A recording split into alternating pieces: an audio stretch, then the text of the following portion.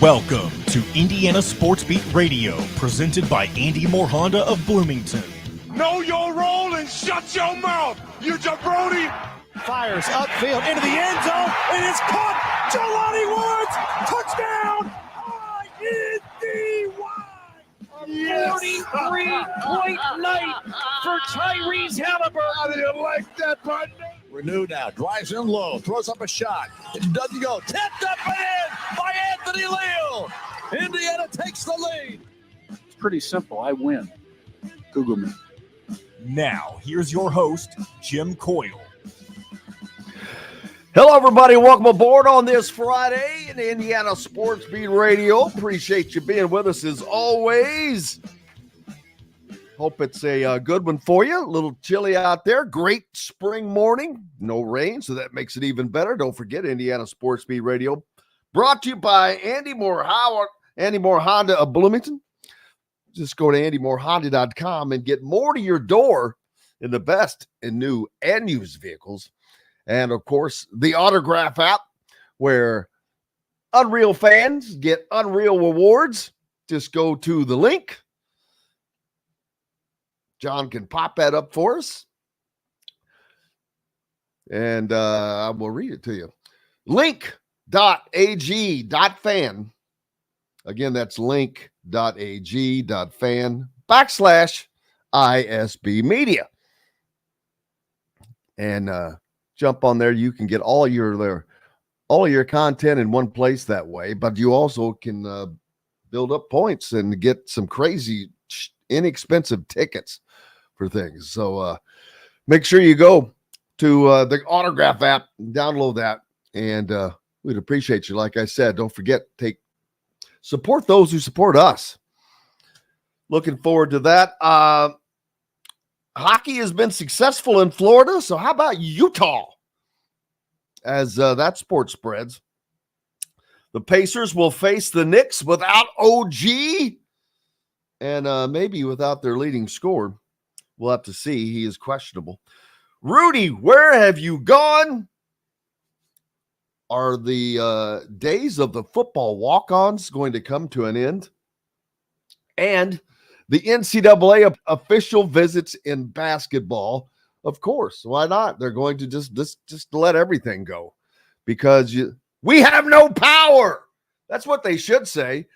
Do whatever you want because we can't stop you. It does make you wonder, like, if there even is a line anymore. Will they draw the line somewhere? Do they even have the ability to draw the line You're somewhere? right. There is no line. I mean, they can't win at anything because they're just... Well, part of it is because what they've been doing for the longest time is not really legal. So that's why players are getting paid now. Some of the things that they were doing in the past were just crazy. I mean, think about how archaic that it really was. And I don't have to go back any further than using Steve Alford in that ridiculous one-game suspension for appearing in a sorority calendar. Just a picture of him appearing in a sorority charity calendar cost him a one-game suspension. And now these guys are getting paid high six digits. It's crazy. But it also shows you how off the NCAA was, and had they had any foresight, any good leadership, neither they or college athletics would be in this position. But they fought until the bitter end, and boy, did they lose. And when they did, it was like the dam breaking because it has just been a complete flood ever since, and the waters continue to billow over as the NCAA has now approved a blanket waiver. I love that term, blanket waiver. We're just going to throw it over. We're not going to worry about it anymore. You can just cover everything. A blanket waiver to allow schools an unlimited number of official visits in men's and women's basketball, effective immediately, according to a memo sent out to NCAA members and obtained by The Athletic on Thursday.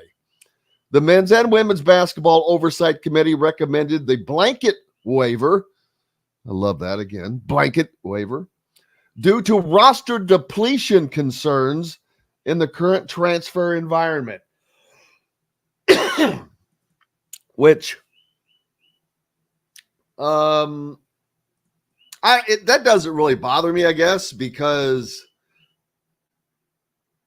the importance of visits, I don't want to say that they're not important anymore. They are. Excuse me. But I don't know if that's going to give anybody a leg up. But the question is, where is it going to stop? If you can't just have them on campus 4 times and do the same thing. And I'm not suggesting that you have what happened at Louisville a few years ago, but the NCAA is basically giving up finally. It seems to me it's like, we're basically just going to run the championship and take the money. They still have the case that's being worked on, correct? That will, I think, have a verdict, or it's supposed to have a verdict during the summer months coming up. Yes. And that really could be their last true stand, I guess, if that ends up going in their favor. Yeah, it's crazy. And this is just it's really inconsequential, I think. But I'm sure that someone smarter than me can come up with a reason why that it might have an effect.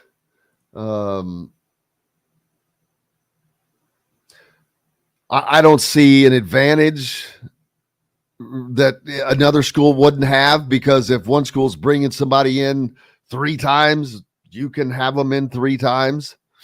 And it's probably not really about the amount of times you go to a single school. It's more like, let's just say you have the top player in the country, and he's wanting to visit all of the blue blood schools. Whereas in the past, what was he allowed to go to? 4, 5? I don't know the exact number, but you wouldn't have the ability to hear from maybe the Indianas or the UConns if you were going to the likes of Duke, Kansas, Kentucky, and North Carolina. You can visit every single one of the schools if you choose to. Not that every player is going to take advantage of this and go on 10 or 15 official visits. There may be some who do, who just have that kind of time and want to see the world, as they say.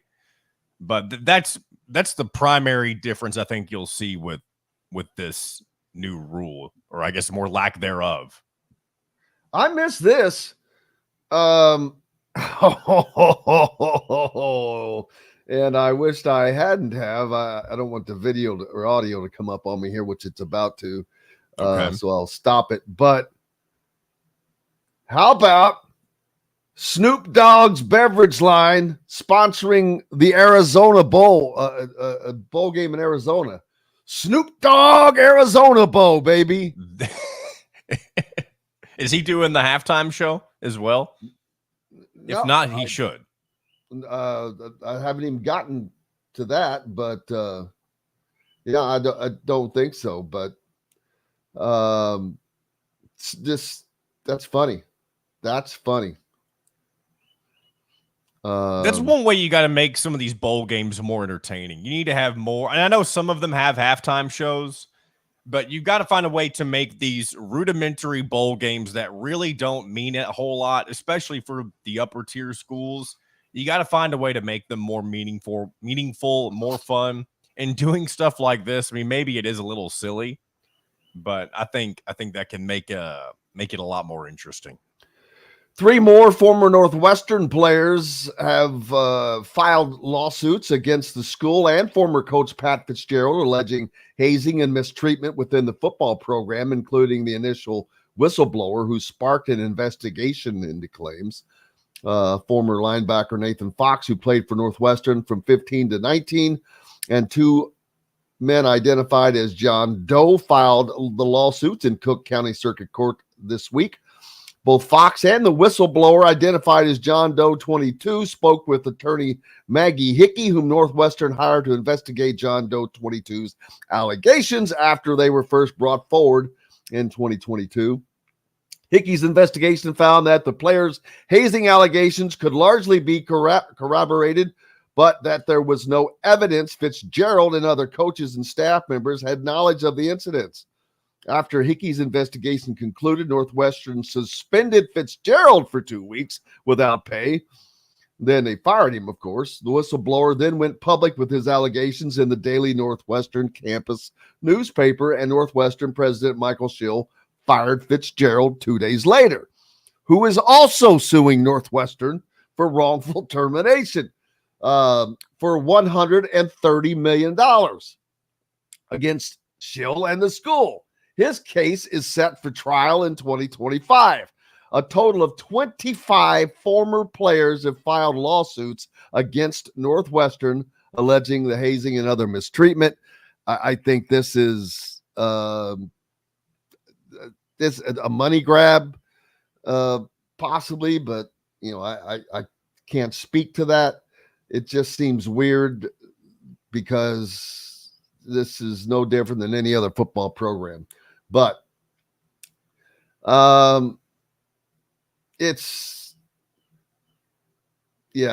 crazy.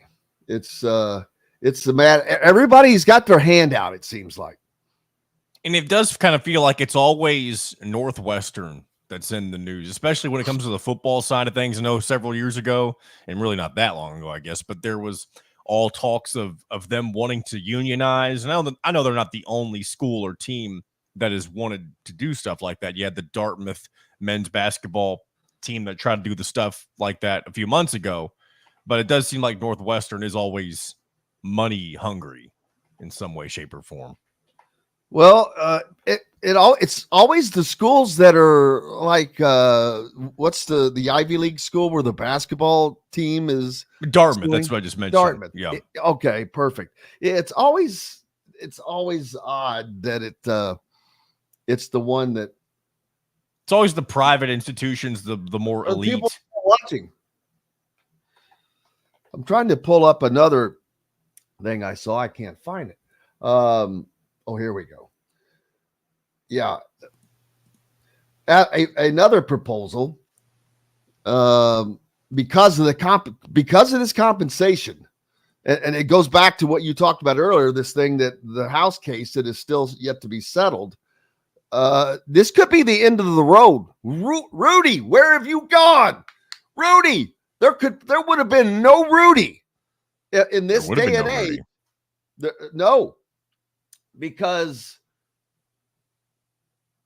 as part of a proposed new athlete compensation model, power conference leaders are considering significantly reducing football rosters, potentially moving from more than 115 to as few as 85 to 95. Wow. That figure, 85, aligns with the maximum scholarship that's numbers that are currently allowed. That you can have 85 scholarship players on your roster, but the others are walk-ons, which are used in things like scout teams. Who else we would have never had, at least in this neck of the woods, is Mitchell Paige. I know he eventually got a scholarship, but we would never would have seen him get that scholarship. Boy, we need to try to get Mitchell on.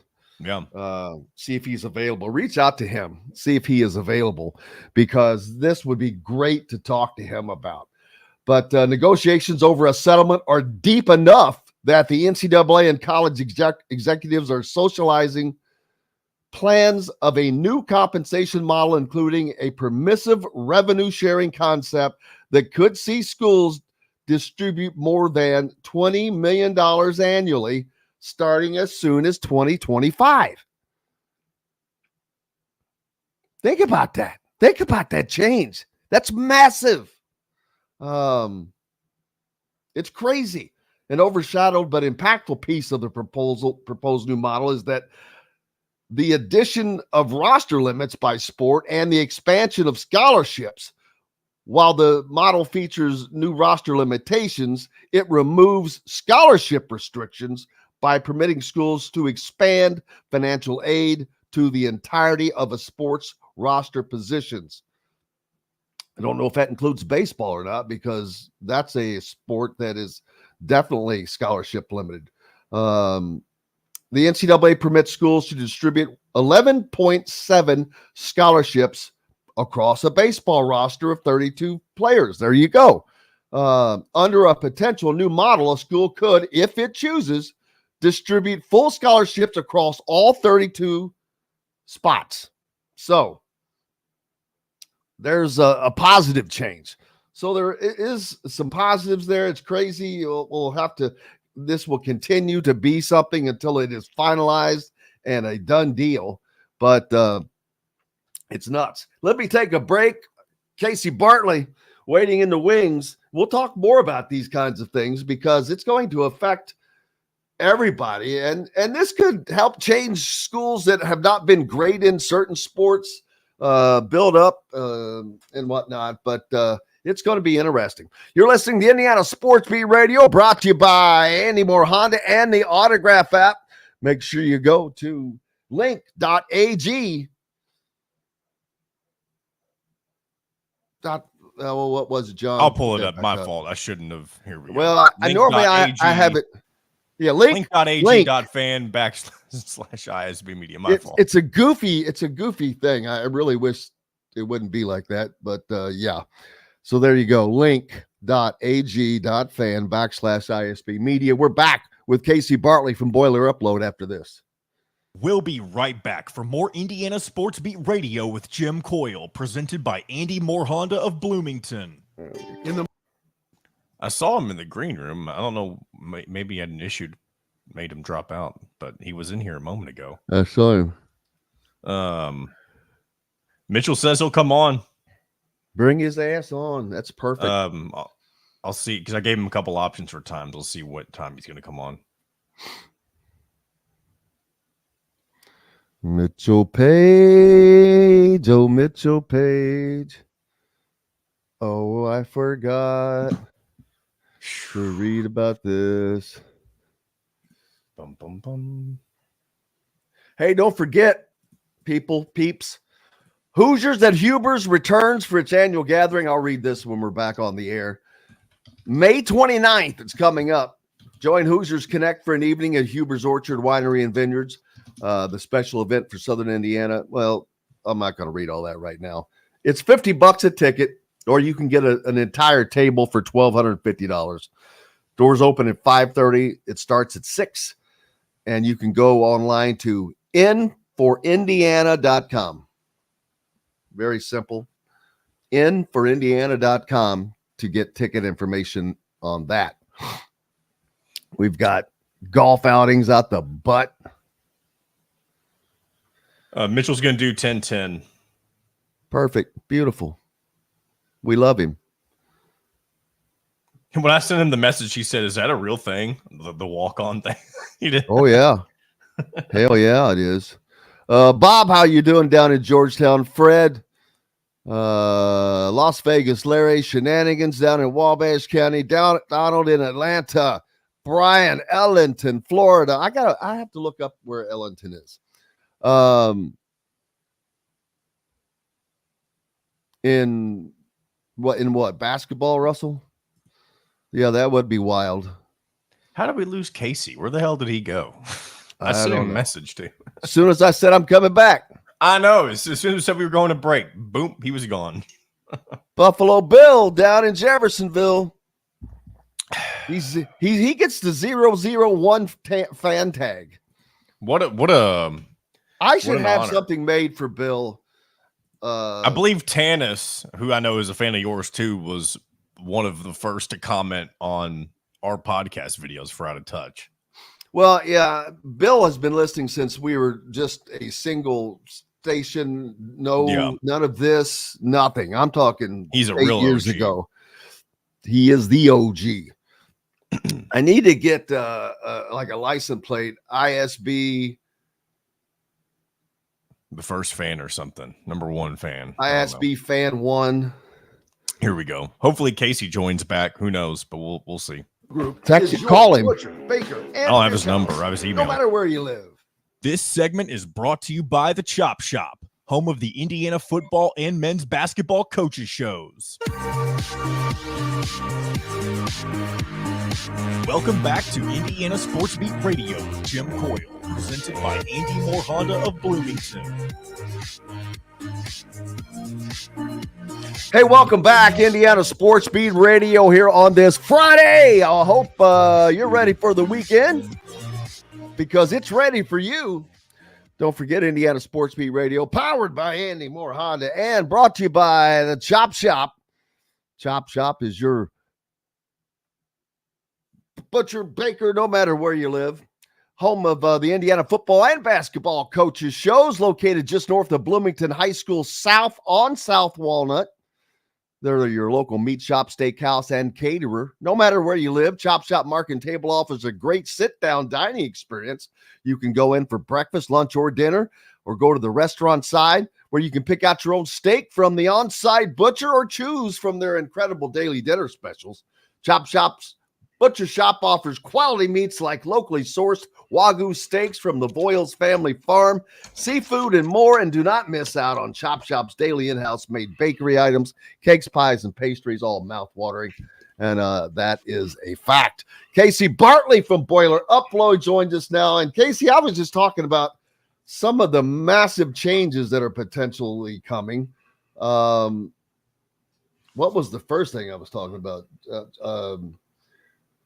I didn't even bring this one up, but Mitchell Paige is going to join us later. He was a very successful receiver for Indiana and went on to play over in Europe, but he was originally a walk-on and managed to come up through there. There is a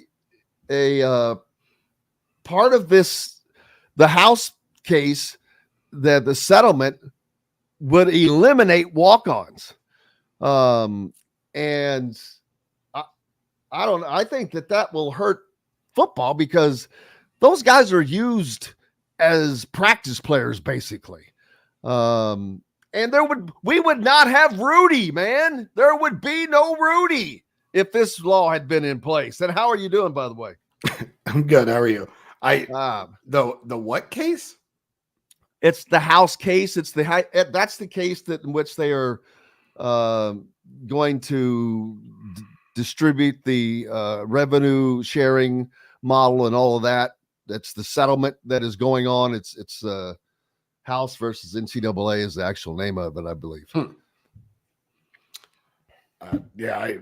be honest, I have no idea about that. Well, you know about the settlement that is happening, right? No. Man, we got to get you involved in what's going on in the world of college athletics. It will impact Purdue and everywhere else, but there's a couple of things. But eliminating the walk-ons, that's a serious deal for me, or to me. But I can't wait to talk to Mitchell because he's definitely going to have thoughts on that. There's also an approval that will allow unlimited official visits for men's and women's basketball, which I think the only team in the country that might help is Purdue. But just joking. But I don't see that as, I'm like, who cares? In this day and age, it's like that's irrelevant. Well, yeah, because if anything, it'll probably just limit keeping, 10, 20 team lists open for recruits, because if you can be around teams more often, you're probably going to focus in on the 3 to 5 that you're really interested in. If you can spend more time together, both as a coach and as a recruit, like, that's one of those changes that is actually better for both parties. Yeah, there's just going to be so much change, which there's already been massive change, and there's still massive change to come. Mhm. And a big part of this is the NCAA just basically getting caught again with their pants down, because they've always been behind and chasing, which they still are, and now they're going to wind up paying. That figured, let's see, House, Hubbard, and Carter, I guess. Any settlement of these cases, I guess there's more than one, House, Hubbard, and Carter, is expected to feature as much now as $2.9 billion and billions in back damages to former players, a future revenue sharing model with current athletes, and an overhaul of the NCAA scholarship and roster structure. I'd like to know how far back it goes. How far back is it going to go to pay players? I mean, they're going to pay players from before last year. And how far back? Let's see, this says new college athlete compensation model may cost power schools $300 million each over 10 years. So what is that? $30 million a year? It's a Big Ten decent schools are fine. chunk of change. Yeah, but see, guess what? Big Ten schools and go, okay, we're going to be making about $100 million. So we're only making $70 million now. And the players are getting paid. So that's a win for the conference. Yeah, I mean, that's still a large chunk of money. That's 30. Oh, it's no doubt. But consider this: the Big Ten schools had just gotten up to the $50 million range. Mhm. So they're going to be able to pay the players and still make more money. Yeah, probably. I mean, it's going to change. Like the NCAA is possibly going away. There's definitely a world that in 5 to 10 years, the conferences are running it on their own. And if you do that, the equity will shift even more towards those few finite, huge programs and all. It's hard to battle for the NCAA, right? It's hard to say we need to keep that organization around with how they've dealt with pretty much everything in the last 20 years. Well, all they do is basically run the championships. Right. That's all they successfully do. But when I say successfully, I'm like, well, there has to be somebody that does it. So if you take away the NCAA, you have to have another organization. I think that there just needs to be a complete overhaul of the NCAA and what their powers are. I think that maybe there should be a more centralized organization that governs either separate. Should there be one entity that governs both football and basketball? I think I would argue opinion is, but I can see why it would go the other way. Yeah, I see why they do it now. I mean, obviously you want to believe they're all connected, but you just football on its own is such a separate sport with the amount of bodies, with the money, with everything else, that what's good for other sports, basketball, women's sports, is really not. It's usually at war against what like football's doing. So I think you could definitely argue that separating it and choosing certain things for certain, like there's probably too many football teams across colleges. Like you could argue that talent isn't there, but they're college students that want to play the sport, so they're going to have them everywhere. But they're definitely different enough that they could survive separately. Well, it's not that. Yeah, I was just talking about having the same entity govern the sports, but then you've got all these other sports as well. But because right now the NCAA is the quote unquote rules enforcer, Right. but that means jack squat because they can't enforce anything. And then I've talked about this a couple times. This just they continue to show their idiocy to me by picking the stupidest fights. And right now, there are two players that played in the Ivy League. One was recruited by Indiana. I'm drawing a blank on his name. But when the COVID year hit and others in the leagues in schools still played, the Ivy League shut down winter sports. Right. They did not play basketball. There was no games. Those players did not get a COVID year. And so these two guys are fighting, say, hey, I want my COVID year. Just because I was at an Ivy League school, what the hell's the difference? And I asked that same question. What the hell's the difference? How do you not give a COVID year to guys who didn't even get to play? Yet you gave it to people who did play, granting them a fifth year. These guys are just wanting their fourth year in essence, and they're having to sue the NCAA for that, and that one is going to court because the NCAA is an idiot. They wouldn't qualify for another year if they transferred to another school? It doesn't matter because the NCAA is saying you didn't get the COVID year because you were in the Ivy League. Okay. Yes, and that's really who the suit is with. That doesn't make any sense. It sounds like it sounds like the NCAA won against Damask. He's not coming back for year 8. So that's I didn't see that one. He acknowledged. I think he had a post that he's going to the NBA. I don't think the court ended up settling it, but yeah, he probably knew. That's one that they finally could have won. But yeah, there's just so much going on. This agreement that I've been talking about, house case, whatever, it's a 10-year settlement. Could cost each power school as much as $300 million over the decade, or $30 million a year. Yeah, I did the math. But also, every time like big corporations get those settlements, they don't end up paying the sticker price. This is because of paying the athletes, I think. Yeah, I'm just saying, but like class action lawsuits and all that, it very rarely ends up in that full amount getting paid. Well, it's kind of broken down as a $17 to $22 million revenue distribution cap for athletes, at least $2 million in withheld NCAA distribution for back damages, and as much as $10 million in additional scholarship cost related to an expansion of sport-specific roster sizes, a concept previously unpublicized.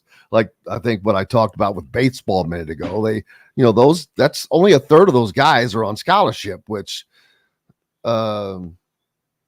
sucks for the baseball program. But now that'll be changed, and that'll cost the school more money, which with as much money as they were making, I think they should have done that anyway. But the $30 million price tag, a starting figure for an industry that has only provided athletes with mostly non-cash resources, is about 20% of the average athletic budget of the public schools in the ACC, Big Ten, SEC, and Big 12. So that's something that I can see them making up for the most part. Those schools in that in those conferences. Not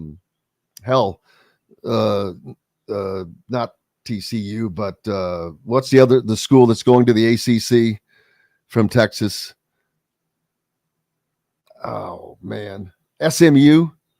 No, raised $110 million in a week just to buy out of their conference. This is chump change. Chump change, man. I wish somebody would throw me some chump change. I mean, we know revenue sharing works with sports because that's how like all the professional sports do it. So but see, the biggest thing to me is with this, I hope that there is some kind of organization where I keep saying the words contractual agreement, where guys cannot, the ability to transfer at will is granted by the NCAA, but through this, you can contract guys for, 2 to 3 years. Does that mean school's going to guarantee a scholarship for 3 years? Because that's not how schools do it right now. Well, Indiana has been, but I know that not all do. Indiana has this, you're guaranteed once you're here for all 4 years. If you want an example, go back and look at Tim Priller, the Thriller. That's kind of a joke, but well, yeah, because if you're contracting them, you want that is saying, oh, I want this guy here for 3 years. If they sign that contract to not go anywhere else, unless they are leaving to go pro or something, that gives you roster control. That gives you an understanding of what you might have on your squad coming through, and you know what your NIL is going to be because you've already agreed to it. And there's none of that right now. There is zero control. This is a year-to-year thing.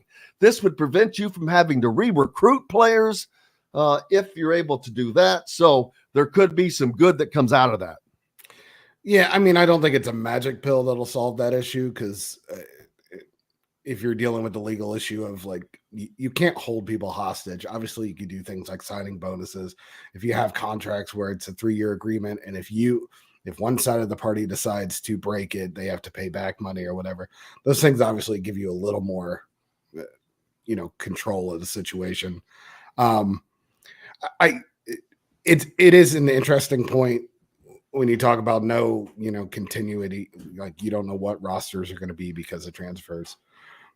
Does that hurt teams like IU who, if you're a freshman, do you with confidence agree to go to IU right now because you don't know what'll be there the next year, the next 2 years? And does certain programs like Purdue where you pretty much know the freshmen are going to play and stick around in theory, is that a winning sell for Painter right now? Well, I think that's a chance that some of these guys have to take because now everything is in their favor. It's like, oh, you want this? Okay, go ahead and take it. Oh yeah, well, go ahead and do that. Oh, go ahead and do that. Do anything you want. That's not how it is in real life. It needs to be treated more like a business. And I think that's where they're headed. Finally, heading more towards a business model where there are consequences for this, rewards for that, and contracts. I mean, like being at a TV station, you or a radio station or whatever, you sign contracts, and a lot of times back when I was in television, I had to sign non-compete clauses. So you didn't leave that station and go right to work at another station in the same market. Yeah, but most of those non-competes are now being destroyed as not legal. So, pretty much. I mean, you say it's like the business world. I thought it was crap then too. Right, it is. But like one of the best ways to get more money is go to another company when you work at business. Generally, companies don't, give giant raises to people they already have in-house. So like it's not a unique thing to college basketball that players jump for a better opportunity. That happens in the business world because, if another company sees someone they want, they're more likely to throw more money at them. But yeah, if revenue sharing and everything else, it makes it even more complicated. Stability will not be around college athletics, maybe ever, if it ever really was, but it's certainly going to be changing for the next 10 to 20 years. Absolutely. Let's see. We've got a couple of comments on the Andy Moore Honda hotline. I was going to pop up and I've lost them. Daggone it. Have you been watching the NBA by the way? Pacers. A little bit. Yeah. A lot of talk about the officiating, man. It's still going on. The Pacers send in 78 plays to be reviewed over 2 games, which that doesn't happen in the playoffs. And but they've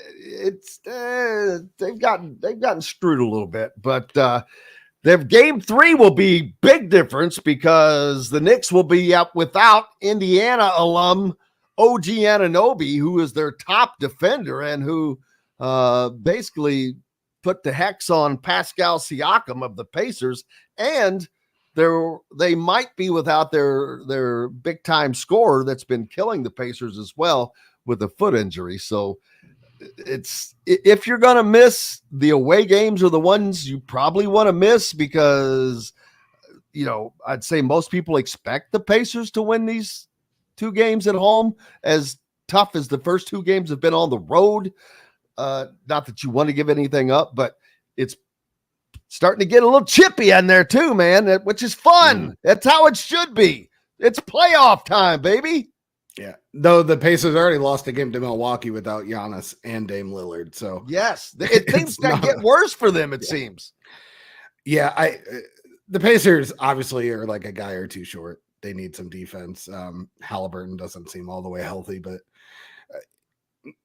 playoff basketball is, especially in the NBA, is one of the better things. So it's always disappointing when you've got a legal screen called on one side and then missed on the other within 12 seconds of each other to decide a series. Absolutely. Hey, we've got to take a quick break. We'll come back with Casey and talk about some recruiting. Team guys that Indiana and Purdue are both recruiting, like Trent Sisley. Is Purdue recruiting Braylon Mullins? He's not a priority. Yeah, they're not going to have a lot of room, but right. We'll talk about that and a lot more when we come back. Indiana Sports Beat Radio, brought to you by Cheryl Sizemore and Remax Realty. For those in the market for a home in the Indianapolis area, you need Cheryl and her 2 decades of experience. It could be the difference between getting the home you want or not. Reach out to her, Cheryl at IndyHomePros.com. And they also have a Mybor golf outing coming up on Thursday, June the 20th. John, if you have that, throw that up, and if not, I'll bring it up when we come from the break. I forgot to upload. We'll do. We've got more coming up here on Indiana Sports Beat Radio on this Friday. Back with it right after this. We'll be right back for more Indiana Sports Beat Radio with Jim Coyle, presented by Andy Moore Honda of Bloomington. If you're looking for I emailed that to myself, and for some reason I forgot to upload it, but I'll have it up here for you. You can talk about it right when we come back.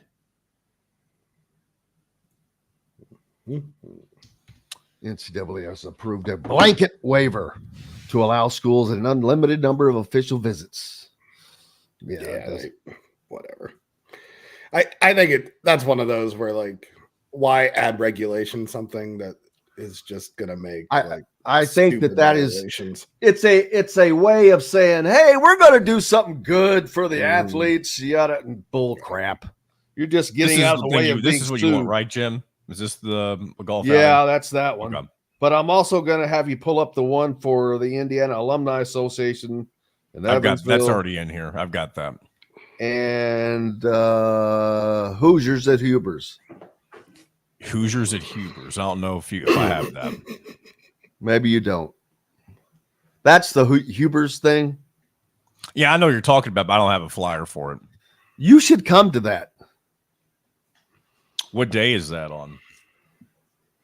That is May 29th, which is on a Wednesday evening. May 29th.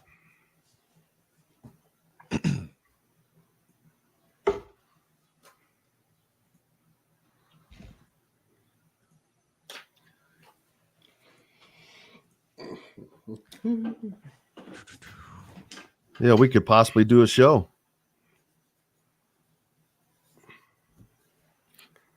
Live.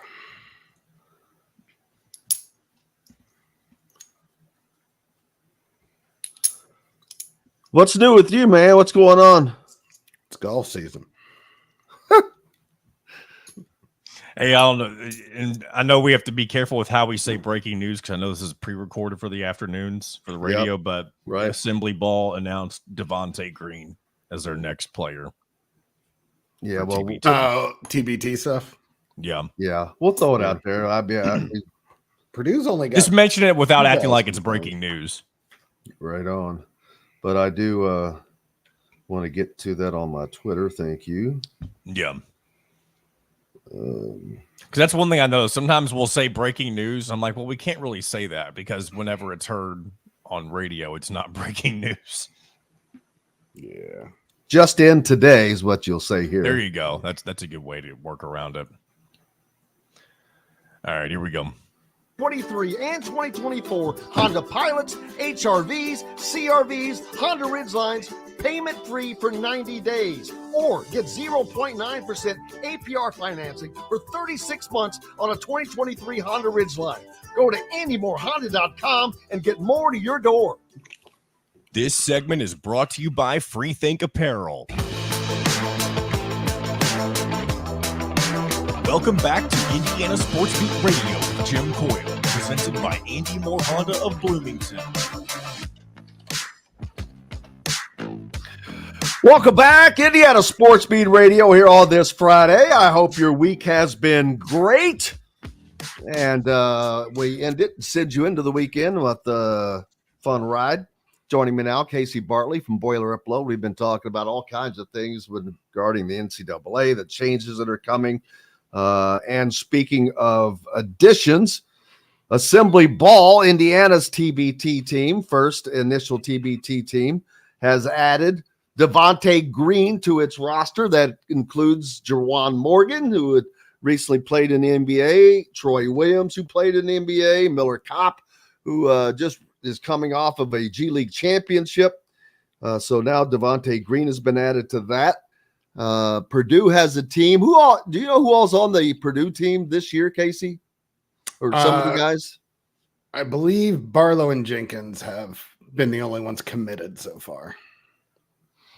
But yeah, it's always a little. I was just talking to the guy who runs it the other day, and it's hard to get them locked down early for that. Especially, it's so close to summer camp invites, getting out to other leagues that kind of resolves itself as the summer goes along.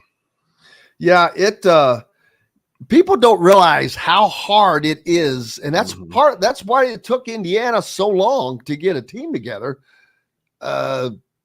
They have quite a few former guys playing in the NBA like right now, and then of course a ton playing over in Europe, and either they just get done with that and they're worn out, or they can't get back in time.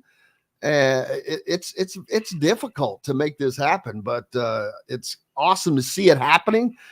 I keep talking about how cool it's going to be for Indiana, Purdue, and Butler to be playing in this at Hinkle Fieldhouse. I cannot wait. Yeah, it's one of those things where obviously the tournament is the big deal. One thing that might help is they might need to, especially with all the local teams, they might need to start looking into, and this is another logistical nightmare, but to be able to run some kind of little circuit so you could perhaps have a couple little games between them beforehand to get some ticket sales, to make a little extra money, just to make it a little easier and have a little more time together, just to make it more of an event. But like you said, the timing, like this is usually recovery time for all those athletes. So they are taking a risk, kind of jeopardizing the rest of their career to do this a little bit. So it takes a lot of money and time from places that don't have a ton. Absolutely. But it's, yeah, I think that the fans will show up and show out. I'm interested in watching this. I think it's a cool thing to do. I love the TBT for one thing. Yeah, it's good. It's unique. It's different. That the Elam ending is different. But these guys are all playing hard because it is a winner take all for $1 million, man. Yeah.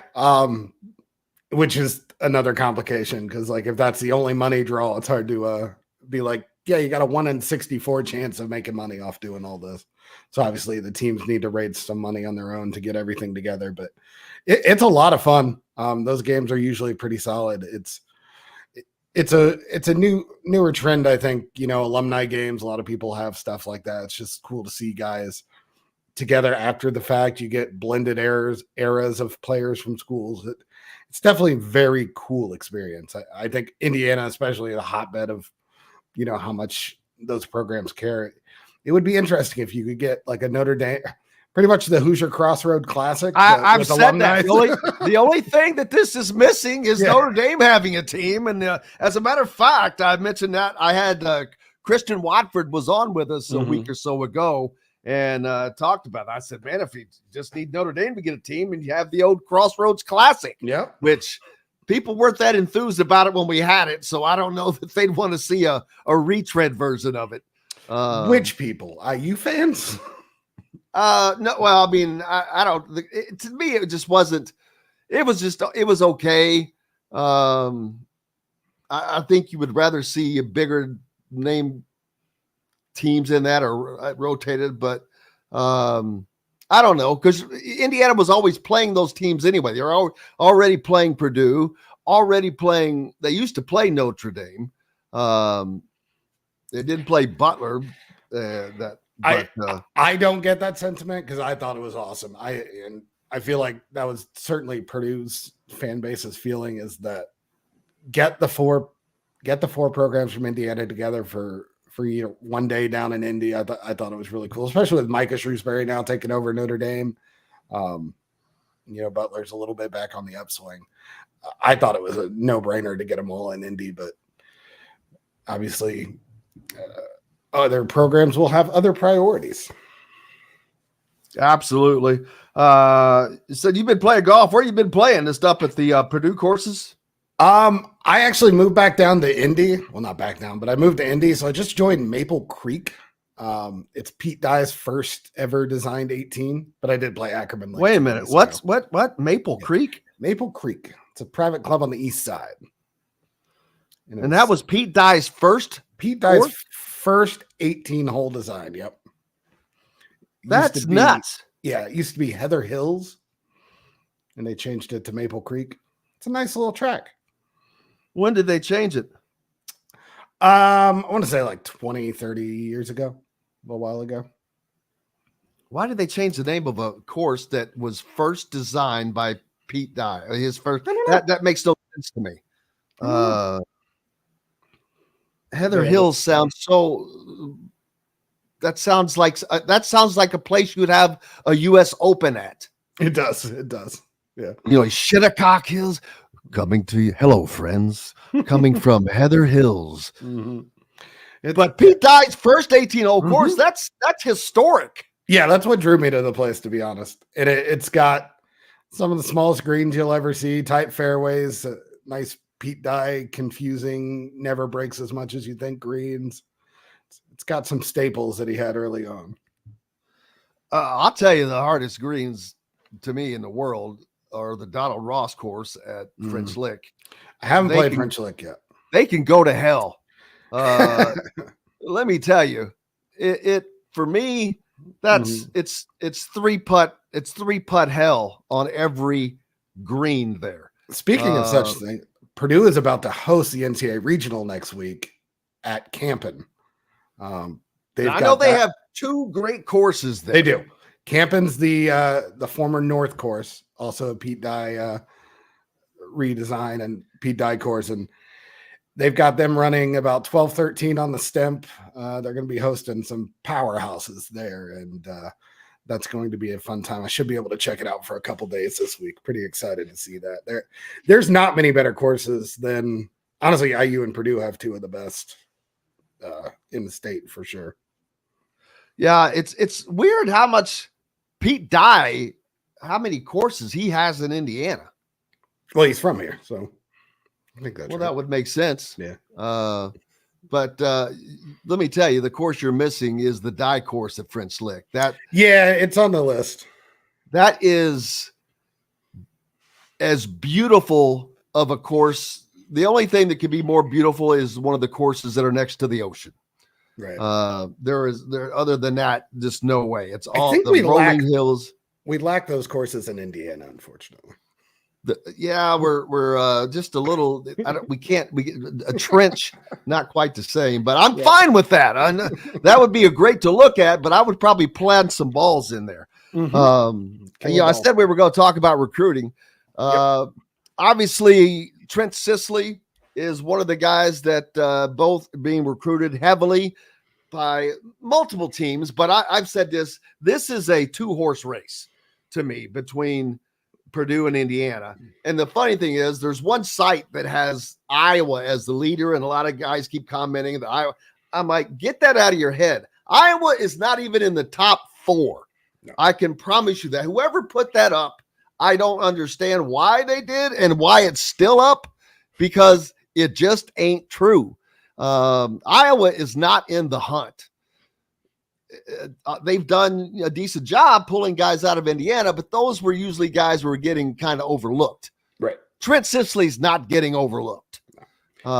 He is number 1 on Matt Painter's list, I think, for that class, because will only have one spot, right? If we don't technically know. Exactly. Because who leaves, but yeah, the most likely is an underclassman right now has foregone his scholarship, which would open up. Who did that? We don't know. I'm saying there is a likely candidate on the roster that might have given up a scholarship. If so, that would also open it up for 2025, which will allow Painter to sign one player that year and open up the spot this year. If that's the case, obviously you're bringing one guy in on the back of a 6 freshman class. Painter's not signing he's going to go for a star. And yeah, I read the room the same way. Sisley is either going to Purdue, IU, or a blue blood. I would be shocked if it is anyone surprising jumping in. Certainly not Iowa. Yeah, no, they're not in it, and I don't see him leaving the state, to be honest with you. I would be surprised. I mean, once again, there are a couple programs where you can never just entirely discount, but I think his father, his family, they want to be around. They want it to be Indiana or Purdue, somewhere around. It's hard to argue. I mean, IU has what it has, but it's not like you need to leave the state of Indiana to be in an elite program anymore. Nope. And with Purdue getting to a national title game, that stigma's gone. All of a sudden, you got to think it doesn't hurt recruiting process. But we talked about it, or I brought it up earlier. It's going to be a fascinating study to how do freshmen view these teams that bring in new talent every year? Are they excited by it? Are they worried by it? Do they think it means they don't know what their role will be because they know the roster turns over so much? Does that give someone like Painter an edge who has shown the willingness to stick with his guys and develop? I could see that being a very appealing way a program works if you are a top freshman. If you are planning on sticking around, you want to be with a coach who isn't looking in the portal to fix every issue and bring in high-end talent. And another one is Braylon Mullins, whose recruitment has started to skyrocket. And that's because he has played. I've seen him play a couple times. He's a talent, man. He is the real deal. This guy can shoot. He can drive. He's a shooting guard. He has great length. And now the blue bloods are getting involved outside of the state of Indiana. I know that Purdue has not put much effort into him because they don't have the room, number one. Right. Indiana is definitely on him, and now his recruitment is going to grow, I without question. What's up next for you, man? We got Purdue golf, NBA combine stuff with Zach Edey. Hopefully be able to get the NBA clearance and get up there. Purdue baseball's making a charge for NCAA tournament. It's obviously basketball and football is what, pays our bills and draws the number, but I love this time of year where we get to focus a little bit more on some other programs you don't hear about as much. I should be writing an ode to Campen this weekend in preparation for the NCAA regional. That was my home course last year. I put in probably about 110 rounds there last year, I think. Boy, you have a great life. I wish I had that life. We put all the work in during the basketball season. Get a little time off in the summer. Yeah, well, ours hasn't stopped yet, unfortunately. Right. Appreciate you, brother. Go out and have a good one. Boiler fans, make sure you go to Boiler Upload and stay up to date with what's going on with Casey and Travis. Appreciate you. Yep. Appreciate it, Jim. See you. Hey, we've got more coming up, including Zach Osterman from the Indy Star, brought to you by Free Think Apparel and Promotions. Whether you need 24 T-shirts for your upcoming family reunion or 200 for this season's recreational softball or baseball leagues, Free Think Apparel meets your printing needs. Their team of industry experts works with you to design a professional-looking, sales-generating web store for your custom-designed apparel or promotional merchandise of anything that you'd like, from large corporations, small businesses, high school sports teams to national accounts. Free Think Apparel delivers no matter where you are. Visit freethinkapparel.com today and get printing. And they have a massive amount of other things as well that you can do. Like I said, they can wrap vehicles or whatever the case. Up next, Zach Osterman from the Indy Star joins us, back with more Indiana Sports Beat Radio right after this. We'll be right back for more Indiana Sports Beat Radio with Jim Coyle, presented by Andy Moore Honda of Bloomington. In the market. Hey, Zach, are you with us? I'll wait till he puts his camera back on. Real quick, Jim, so you could take Zach up until we bring Mitchell on, and then when Mitchell comes on, you'll still have one more break to take, but you can take Mitchell pretty much 20, 25 minutes, and then we'll you just do a short final segment. Hey, Zach, how you doing? Hey.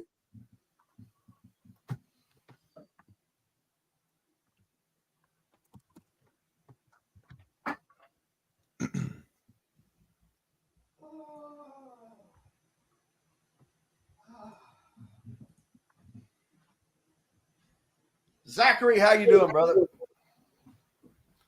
Hey, Jim. How are the little ones? I'm fine. Sorry, I'm doing yard work all day, so I look a little rough. I haven't.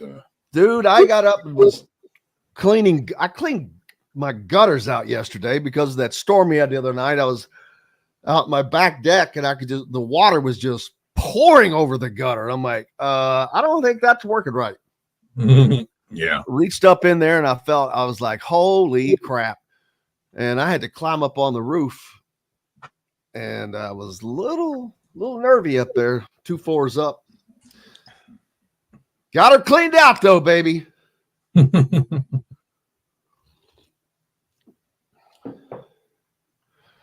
What is the latest with you?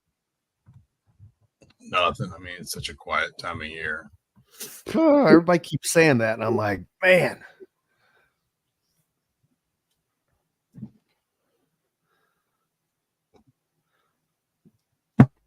These last 2 spots for Indiana have gotten difficult to fill. Yeah, I mean, we knew they would. We knew that. No, there's just no minutes. And anybody's coming. The only one would be the backup big, which I would think that like the guy from Bellarmine or many of the guys they've talked to, I would think that they could have gotten. But that's the other spot. I could see them ended up leaving that open again, which would be unbelievable. All right, here we go, guys. Just a few seconds. Sorry.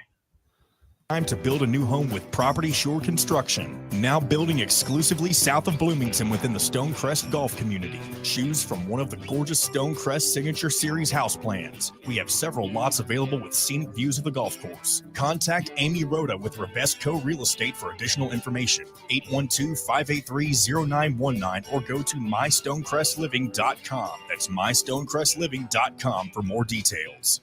This segment is brought to you by Hoosier Hanks East.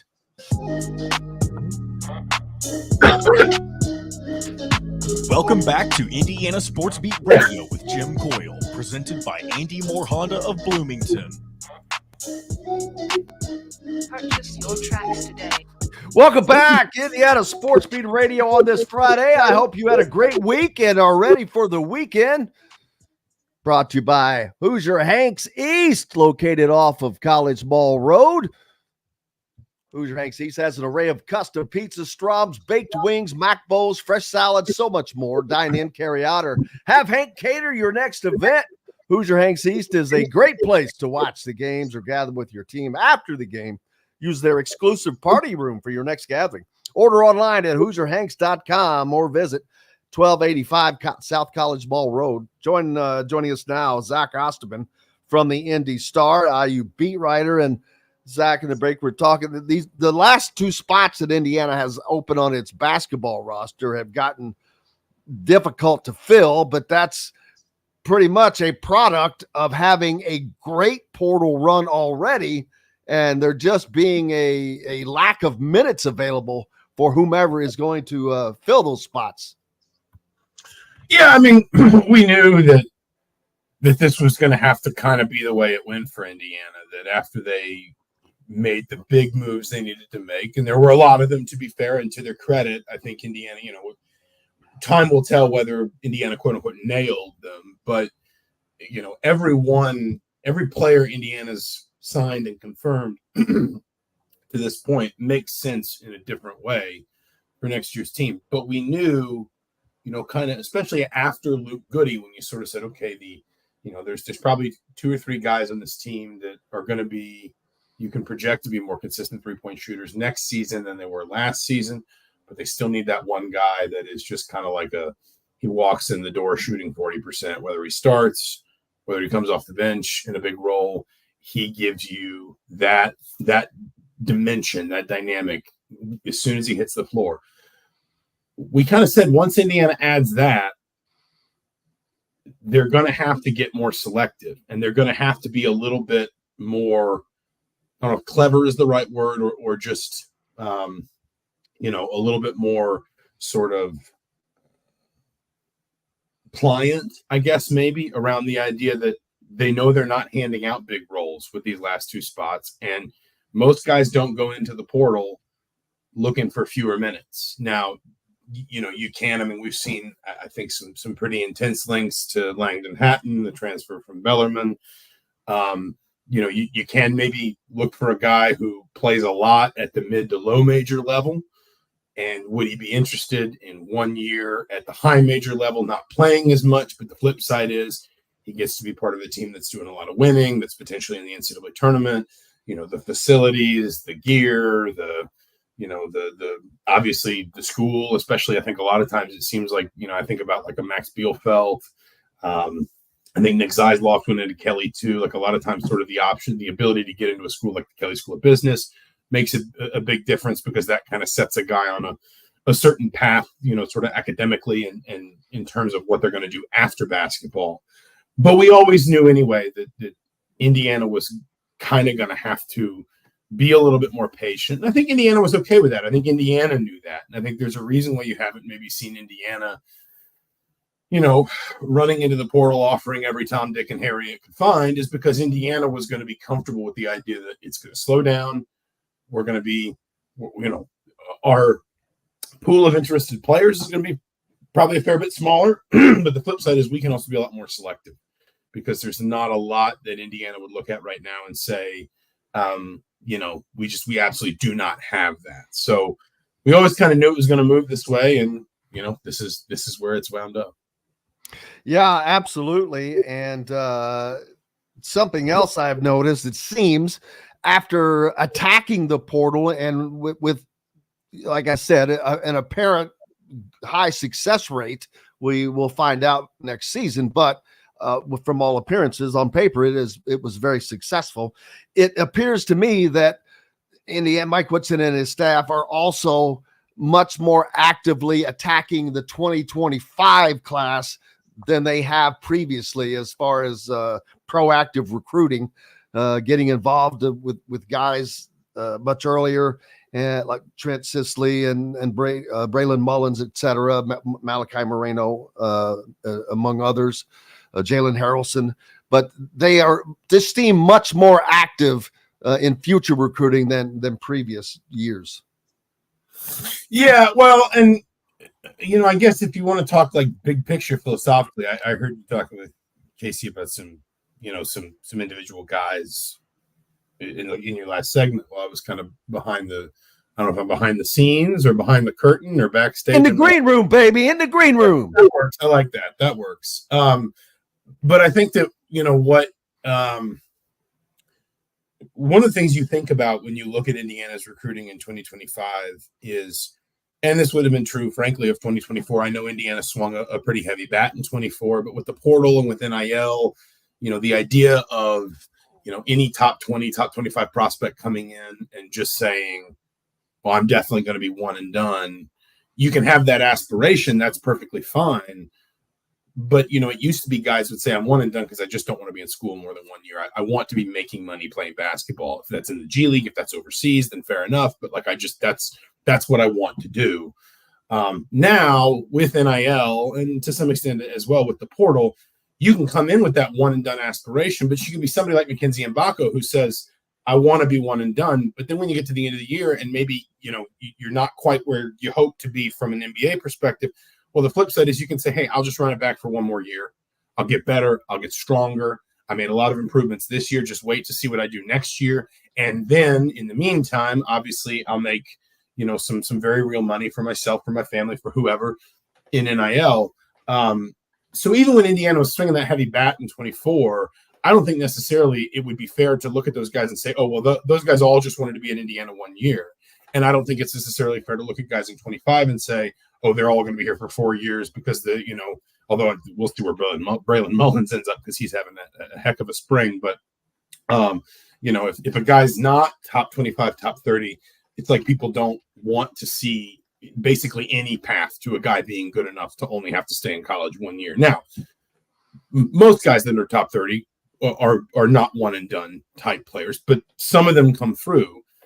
This is a very roundabout way of me saying basically any and all high school recruiting needs to still have a place in program building, because when you talk about, for example, winding up in a situation where you have to take so many guys out of the portal that you get a bunch of them and there's still a couple spots left open and you don't have anything to kind of do with them essentially, because you're so portal focused, but guys in the portal are probably not interested in, coming in to be your 12th man, your 13th man. Well, if you do it right, that's where high school recruiting helps, where, you take a guy that knows he's going to walk in, maybe he'll redshirt. We've seen Purdue have some success with red shirts. Obviously, I don't know that Indiana necessarily wanted to, but because of his injuries, Kai Newton redshirted last year. Even if you don't redshirt, you're not going to play a huge role, but you're more of a developmental piece. That's still tricky. I think that, I've had fans say, well, why doesn't Indiana do more of that? And I think that the difficulty with that is, finding guys that you're confident will stay, even if they know that there's not really a path to them playing for a couple of years. But if you can find those players, I think it's a lot more likely you're going to find them in the high school ranks. And that's why whether you're looking at a guy like a Braylon Mullins or a Trent Sisley and saying, I think he's an impact player from day one, and I'm just using those guys as an example because those are the ones in the class that Indiana's, sort of gearing up for now. This is not a comment on either player specifically, but whether it's, that guy's going to be an impact player from day one, or that guy's going to come in, he's going to take a year, he's going to get stronger. And then we're going to kind of, he's going to fine tune some things. And then we're going to sort of put more of a load on his plate. It's a lot easier to do that with high school players in either case sometimes than it is with portal players. I guess really more the second, but you understand what I'm saying. And I think that that's what, to me, philosophically makes this 25 class important for Indiana is you're always going to want to be a player in the portal. You're always going to want to have at least 2, 3, probably I would say even 4 spots, annually open for portal guys, between spots you intentionally leave open and spots that you can kind of assume will probably come open because somebody else will be unhappy with their role or their long-term outlook and they'll transfer. But you don't want to become so portal heavy that you just kind of never have any of those developmental pieces that are backfilling your roster that eventually sort of filter their way up, play a few more minutes every year until they're the kinds of players you say, well, he's our team captain, he's our leader, this is his locker room, all that kind of stuff. Yeah, there's just a lot of pieces to it, and just like there are other things going on right now, the NCAA, the House case, we've talked about this before. It has gone up to a potential $2.9 billion now. But my question is, and you might know this, how far back are they looking? Because they're talking about back pay to athletes. How far back is this? That is a good question. I want to say it is to 2016 is when it is. I think that is when the lawsuit maybe first kind of hit the books. And obviously these things go through all kinds of, the way this stuff works is you have to file it in a certain jurisdiction, which means obviously you have to have plaintiffs that fit that or whatever. And I believe her name is Claudia Wilkins, is the judge that everyone Claudia Wilkin.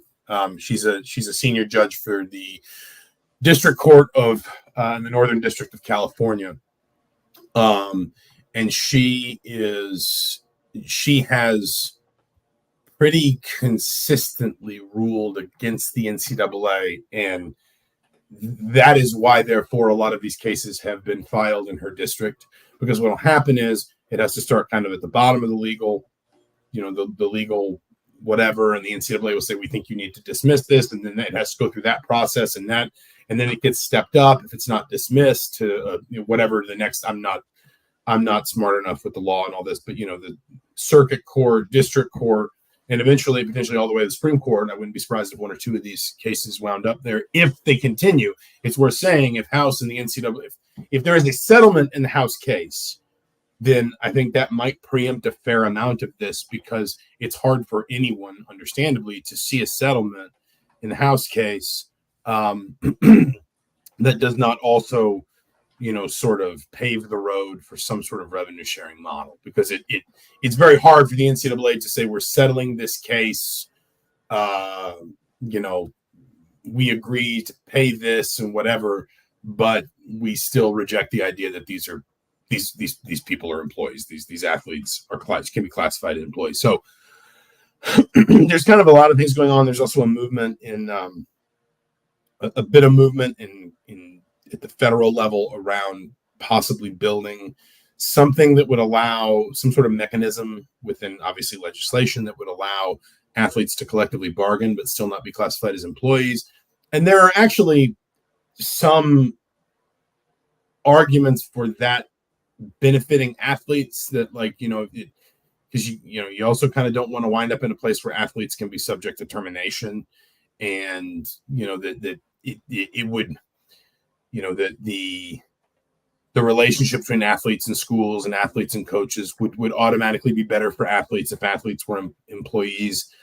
That's not, I think I would probably say it would be better for athletes than what it is now, certainly at very least what it was 5-10 years ago. But I think there are more drawbacks to that than people think. It's not as simple as they're all classified as employees. They get to collectively bargain. They get, health care and pensions and paychecks, and that's it. There would be some complications on the other side and some downsides. The athletes, not least the fact that, frankly, if we get to a revenue sharing model, and everyone thinks we will somehow or another, whether it's House or it's the NCAA or it's Congress or whatever, these big NIL numbers that you're seeing thrown around right now, they will stop for the majority of kids. The top level, to use like I'm trying to think of a good example of a top 10 football recruit that does a year at Texas A&M coaching change. He goes into the portal, or a locally like a Miles Rice or an Umar Ballo. A player like that is still probably going to have a lot of sort of marketing power, because NIL wouldn't stop in that case, right? Like, you would still be able to have brand agreements and endorsements just the way professional athletes do. But because suddenly there would be this mechanism for athletes being compensated kind of across the board, it would not be this sort of like open, sort of market of just like, I'm going to go in and I'm going to get as much as I can, and that's where I'm going to go. Athletes are getting more now, I would say, on balance in the revenue sports, football, maybe women's basketball, certainly men's basketball, than on average than they probably will do in a revenue sharing model. The difference is in a revenue sharing model, number one, everyone in theory gets something, and number two, there is a relative sort of guarantee of fairness, at least insofar as like numbers will be collectively bargained and pay will be collectively bargained and other benefits and things like that, medical care and stuff like that. So I mean, all of this comes with so many complications and layers, and like you start to talk about it, but you start to talk about it and you just backtrack so much, and it's easy to get confused. I talked to a class, I guess it was probably like about a year and a half ago, and a lot of people were asking me about the Alston case and how it affected NIL. And, I think a lot of people have felt this, that you have to stop and say, Alston's not NIL. Alston is university compensation to athletes. It's not name, image, and likeness. But it's so easy to conflate these different things because they all do kind of have the same source. And I think what everyone is hopeful of, one of the reasons why I think the college governance apparatus, if you want to say, the NCAA, the conferences, et cetera, have pushed Congress so hard. Everyone would like a solution that cleans as much of this up as possible. And then we can start dealing with the individual, smaller kind of complications around the edges. There's a hope that maybe settling the House case and that settlement, something from that emerging that looks like revenue sharing, there's a hope that might also potentially sort of move us in that sort of direction of cleaning up a large portion of this all at once, but we'll see. Oh yeah, there's a lot to figure out, and I don't know if what you were talking about included I think what you were talking about is the Ball Act now that has been presented by a couple of representatives, Russell Fry from South Carolina and Barry Moore from Alabama, intended to provide legal safe harbor for the entities that run college sports, which i.e. the NCAA. But to me, a lot of the NCAA, part of it's not, but a lot of times the NCAA brings so much of their own issues upon themselves. I hate to use this as the same example again as I did earlier, but the two guys that from the Ivy League that did not get a COVID year because the Ivy League didn't play during COVID at all, but the NCAA did not grant those people a fifth year, a COVID year, and they want their fifth year, and the NCAA is saying no, so now they're being sued for that. And I'm like, man, you're not going to win that. I don't think. But it's just they seemingly to put themselves in weak positions. Yeah, I mean, I think that ultimately the fundamental part of all this, because yes, it all sort of weaves together in a very complicated sort of pattern, and that goes back to what I was talking about talking to the students and the confusion around what the sort of distinctions are between like NIL and athlete compensation and employee status and all this. It all does kind of have one mother, though, which is that the NCAA operated under this legal and philosophical framework for 75 years or whatever, that basically every corner of American governance and society now is saying is not tenable anymore. The idea of classifying athletes as amateurs who did not have, when we talk about amateurism, we tend to be I think people tend to think only about the money. But what we were really saying is the NCAA was essentially allowed, the NCAA and by extension its member conferences, whose member schools were actually the governing authority, were the people that gave the entities that gave the NCAA its governing authority to begin with. They empowered the NCAA to govern as it did.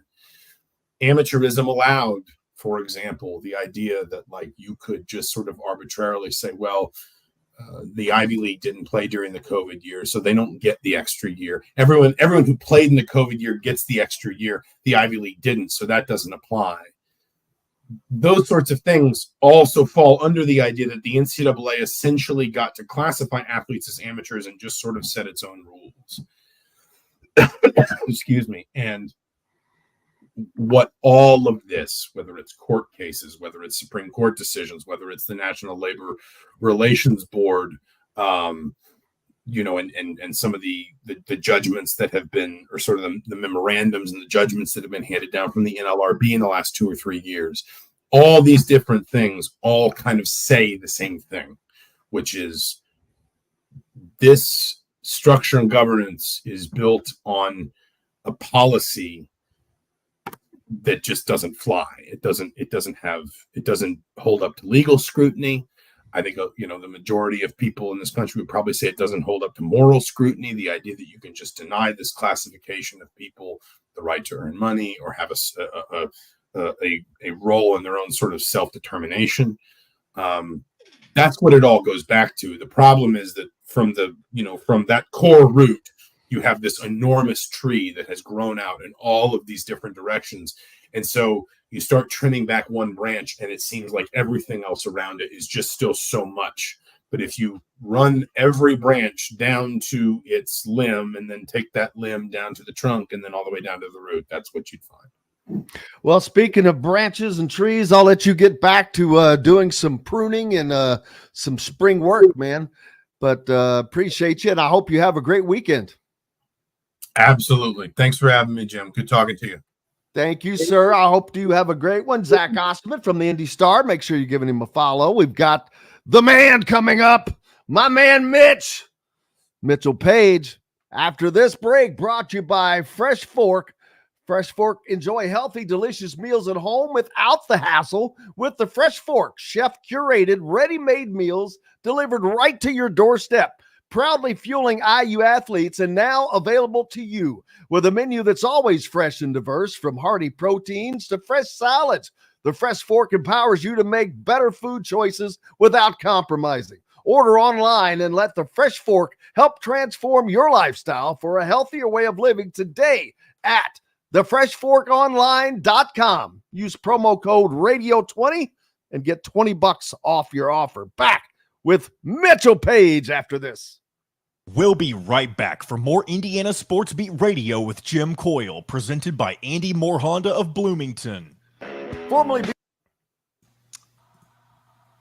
Hello, Fuzzy Mitchell Paige. What's up, y'all? What are you doing, brother? Can you hear me okay? Yes, sir. Yeah. Okay, cool. I was struggling with my headphones for a second. I keep forgetting that I have that Donald or that Pete Dye coupon. Come on, it's warm now. Well, I'm ready to go. Are you ready to go? Yeah. Do you know that I moved back to Indiana? Well, yes, that's been a while. You got married. You got a baby on the way. I got all kinds of stuff going on. But you got a lot of shit to unpack. Yeah, we do. I'm glad we weren't on the air then, because boy, as soon as I now remember, you do still have one more break to take before we wrap up, so you can divide this into two if Mitchell has time. And we end at 10:40, right? Correct. Yep. All right. That thing I talked to you about, it's $350 a man. Yeah, that's fine. At BCC. All right, I'm going to enter us. But yeah, I'd love to go to the dive course, but you're not going to pay to play that, are you? To be determined. You used your coupon with your dad. I remember you telling me.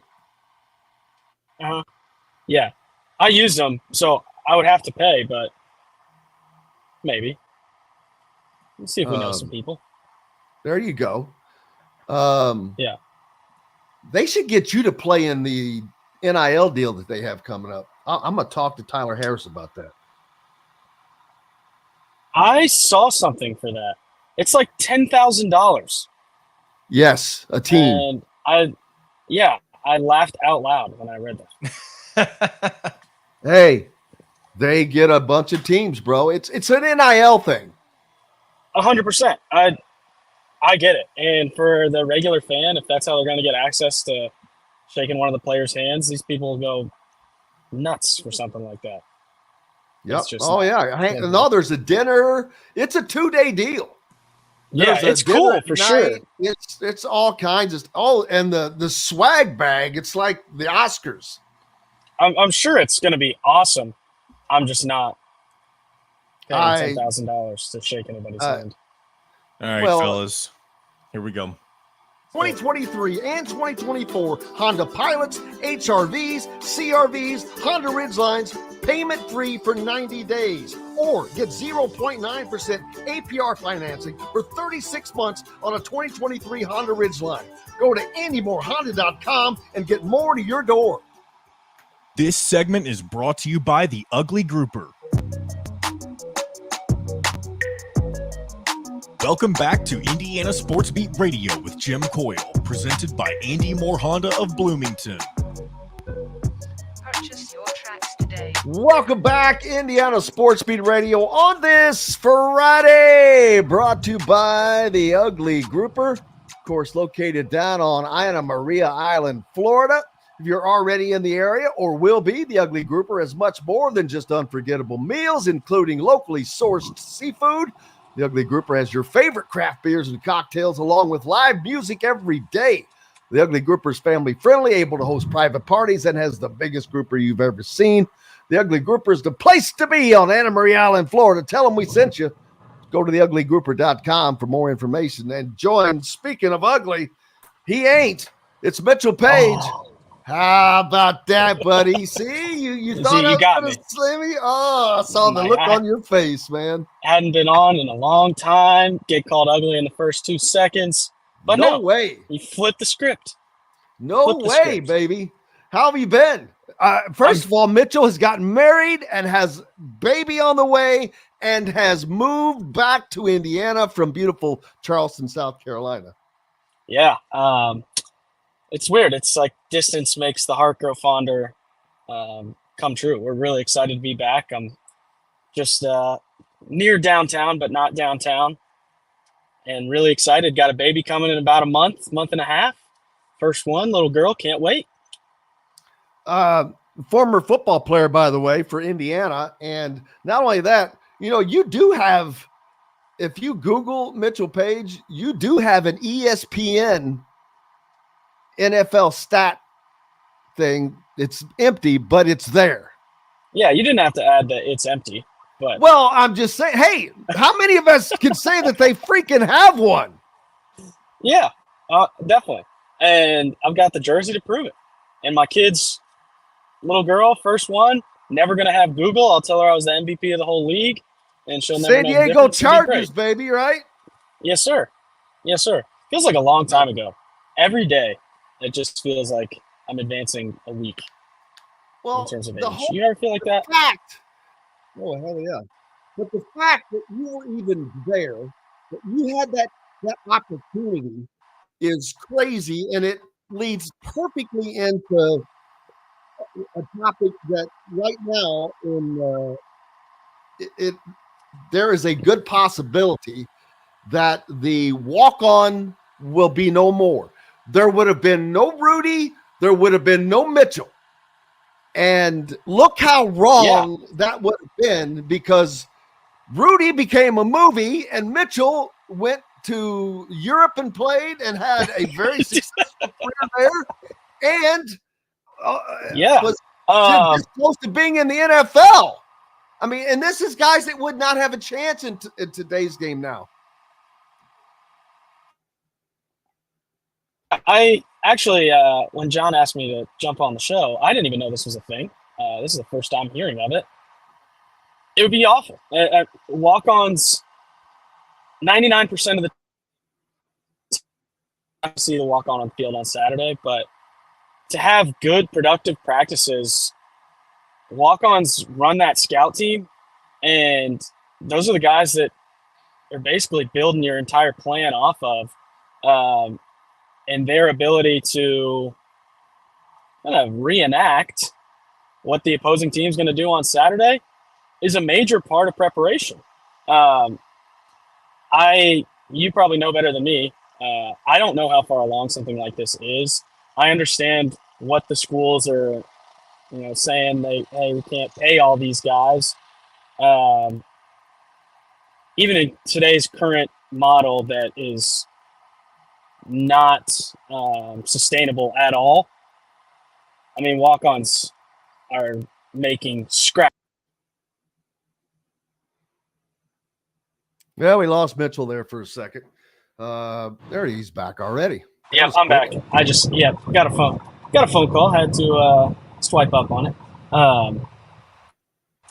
But they're making scraps compared to what they're paying some of these top kids.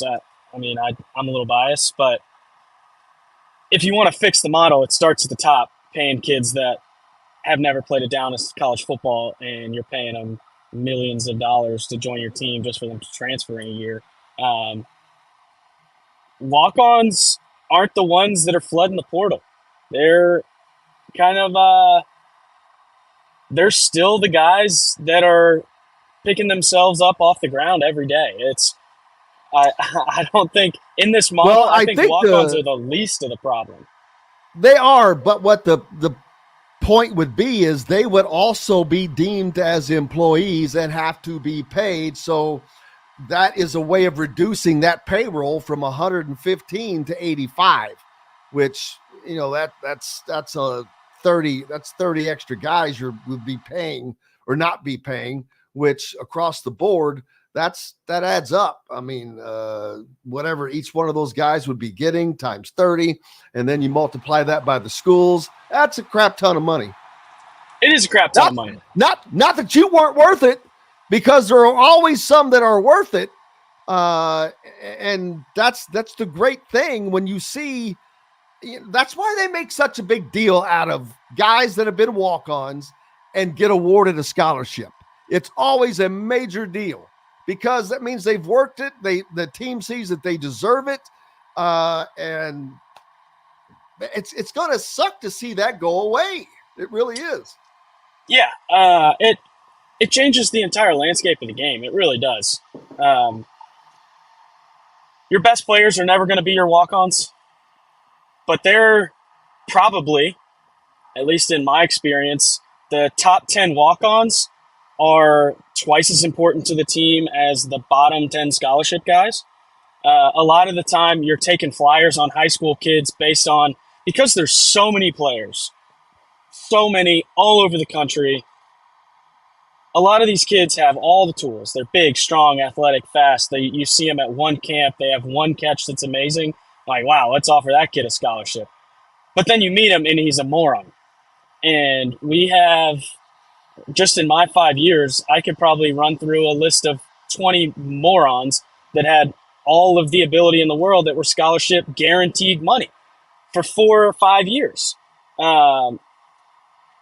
Versus a walk-on, my scholarships were renewable every year. I didn't get a guaranteed scholarship for the rest of the time. If I wouldn't have played well the first year that I got it, they were yanking it. Andre Booker is a great example. Andre played phenomenal. Phenomenal. The 1 year he got on scholarship, still had another year to play, and they pulled it from him. He had to pay for his last year, and he played all 4 years. He was a starter on a special team at least for 4 years as a walk-on and was only on scholarship 1 year. Versus a lot of these guys that are scholarships that, no disrespect to them, but just don't have it for whatever reason. They can't show up when the lights turn on. They have terrible grades. They miss meetings, whatever it is. Those guys are guaranteed a scholarship for their entire time on campus, whether they play or not. And now I think it's a little easier to get rid of those guys. That's why you see a lot of them in the portal. I would argue probably 70% of the guys in the portal are not their own doing, and the coach saying, listen, I think you may be better off somewhere else.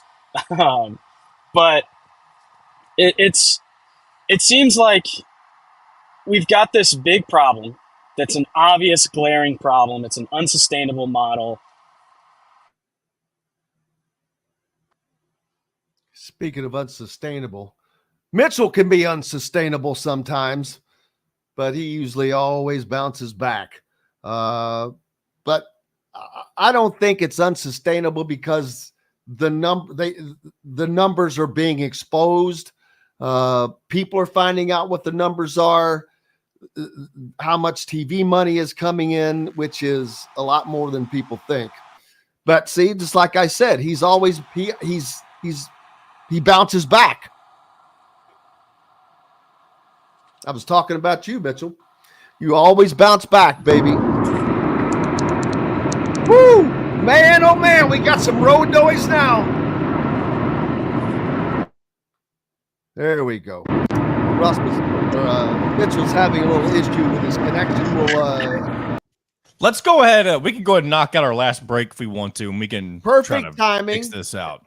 Absolutely perfect timing. Mitchell Paige, former Indiana football player, with us right now, talking about a myriad of comments. We're back with more, brought to you by Boost Fundraising. If you know anyone that needs a fundraiser, Boost Fundraising raises more money faster and offers the most unique and user-friendly online fundraiser in the nation. Your team receives personalized fundraising pages for each team member, free team-branded promo gifts shipped to each donor. Boost Fundraising does it all: sports teams, marching bands, charity causes, and community groups. Go to boostfundraising.com and be sure to enter the promo code COYLE, COYLE, to receive a discounted fundraiser. Back with more Mitchell Paige right after this. We'll be right back for more Indiana Sports Beat Radio with Jim Coyle, presented by Andy Moore Honda of Bloomington. In the market. It's Any insane. chance you can pull over? I've been on the road for 3 hours. And no problems. And I've gotten 0 phone calls. And now I've gotten 6 since we've been on this. In 15 minutes. The same person? It's infuriating. Laura's called me twice. This guy from work's called me twice, and then 2 spam calls. And now it's messing up all my audio. I've been on the road for 3 hours. And I've gotten 0 calls. Where the hell are you going? I've been on this show for 15 minutes. And I've gotten 6. So frustrating. What's your handicap now? And now I can't hear Jim at all. You can't hear Jim at all? Mm-mm. Huh. You can't hear me talking? Can you hear me? Yeah. You can hear John, but you can't hear me. That makes no sense. Yeah, that's really weird. I don't know. I'm going to try to. Yeah, he says, I've never heard of somebody say they can hear one of us and not the other. Well, that makes no sense.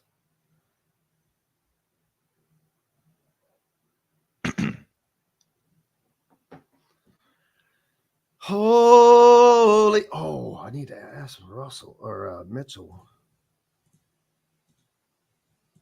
about the IU Alumni Association outing. Let's try that. What do you think we got now? Yeah, but now it won't connect to my headset. This is so stupid. Any chance you could? Well, are you on the interstate or something? I am. There we go. Now you're back on the headset. You hear both of us? Yes. Okay. Back to reality. Hey, quick question. There's a golf outing on Monday, May 20th at Jasper Sultan Run. An IU Alumni Association outing. Any chance you'd want to play? How much is it? It's only like $75. Send me some info. I just have to see what day that is and see, because that's getting pretty close. I will have you would complete a great team, by the way. I think I'll have Tyler Harris, who is the executive director of Hoosiers for Good. Okay. I like that. If he plays, I'll play. He goes, I go. Name that movie. Oh, shoot. Oh, movie. He goes, I go. Hoosiers, come on. Thank you. That was easy. That was the easy one, right in the middle. Coach goes, here we go. Actually, Coach goes, I go, right? Yeah. fresh seafood. Chop Shop Market and Table has the largest selection of in-house made products around and everything you need to make a gourmet meal at home. We'll have about or 12 pick minutes out a here. tomahawk steak or a grouper fillet and enjoy it cooked to perfection in Chop Shop Steakhouse. Chop Shop Market and Table, a part of the Wild Food Group, is your butcher, baker, and fish house, no matter where you live. This segment is brought to you by Bubba's 33 in Clarksville and Evansville. Pizza, burgers, beer.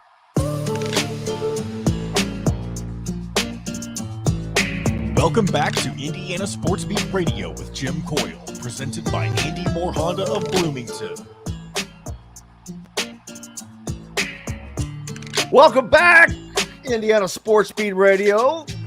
Doing a little Hoosiers trivia in the break there, but with Mitchell Paige. I got it. John didn't get it.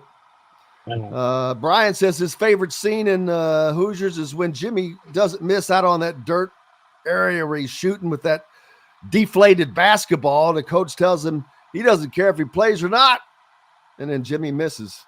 I love it. Sorry, I was cutting in and out. I apologize to the listeners. I'm back now. No more phone calls. None. Great. All kinds of golfing events coming up. I want to remind people that to not forget that, especially if you live in the Southwest Indiana area, Evansville, our peeps listening on 97.7 ESPN, the Ref. It's always the right call. The IU Alumni Association of Greater Evansville's annual golf scramble at Sultan's Run in Jasper on Monday, May 20th. All proceeds benefit local students through their Greater Evansville Alumni Chapter scholarship of the Indiana University Alumni Association. There you go. There's the information. www.myiu.org/events/Evansville Golf 24 or contact Kyle King, KYW King at indiana.edu or 812-677-1119. And I'm going to be there, and I have to say, I just set up a Ryder Cup team.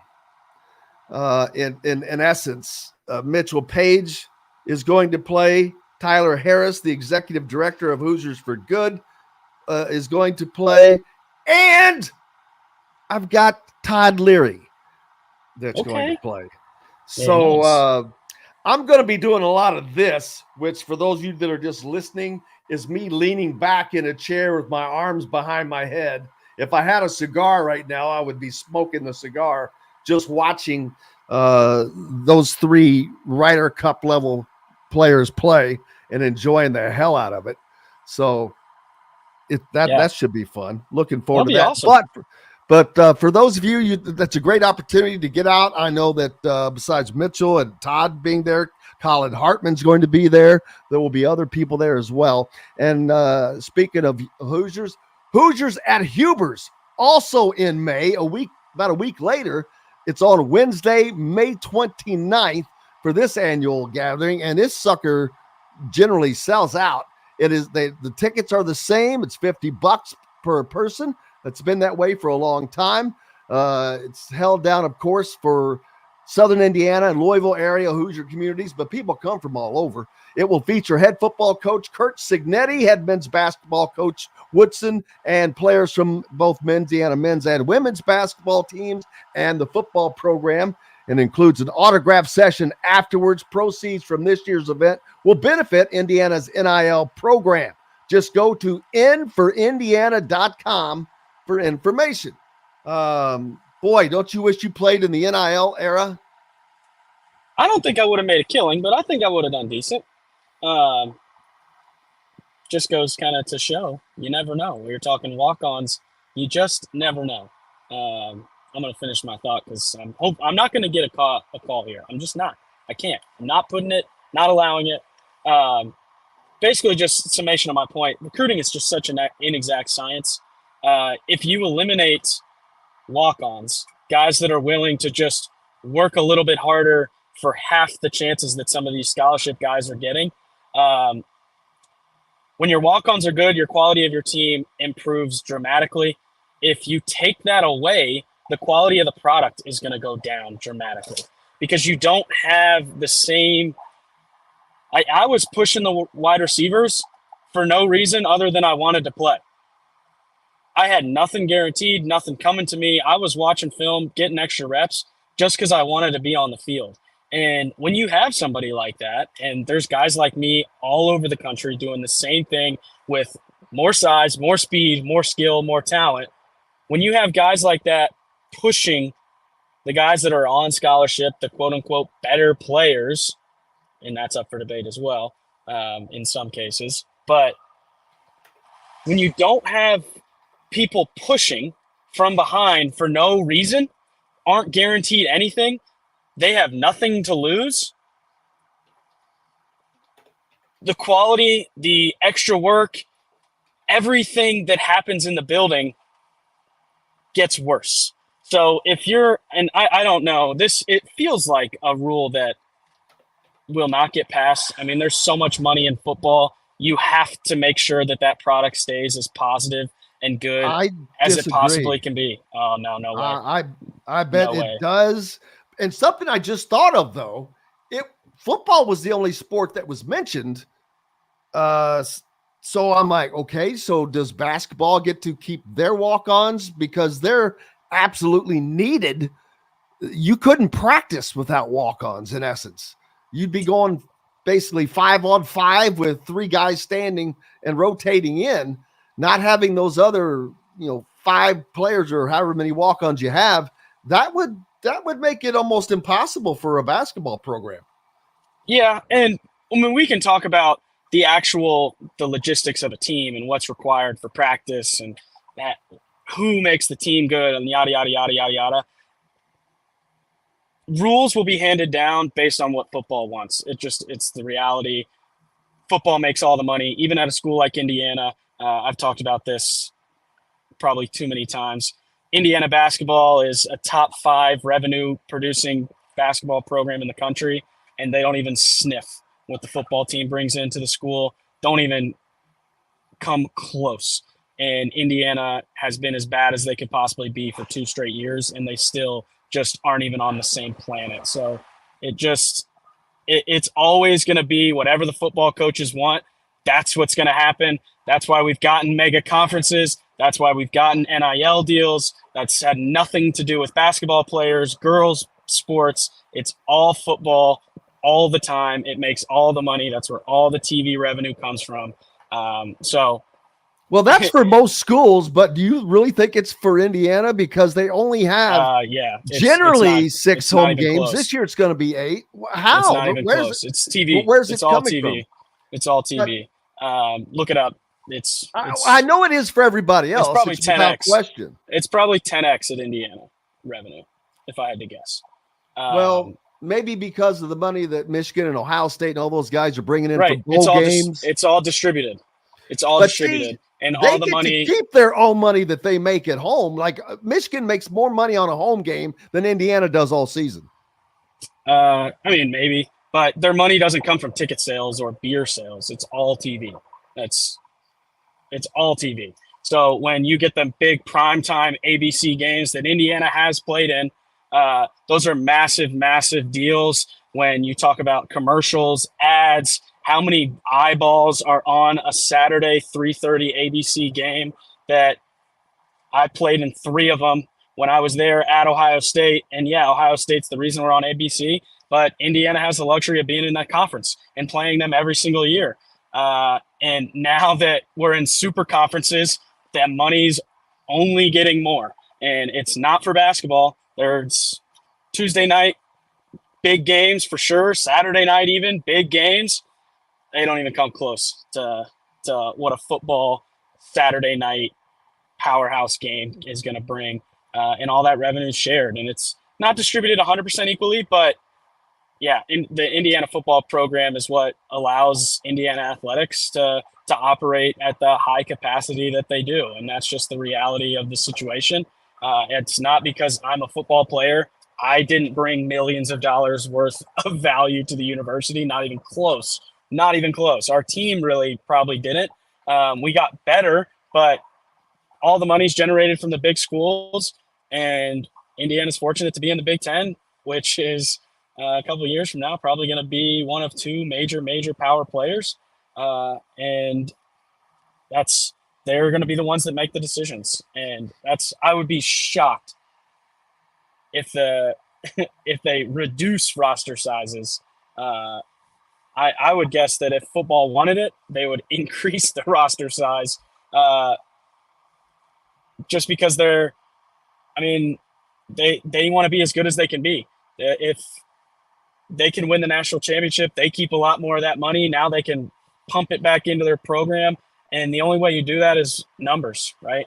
If you're going to reduce, if you have 115 chances to put out a good team versus 85, your potential to be a great team is reduced by whatever that percentage is.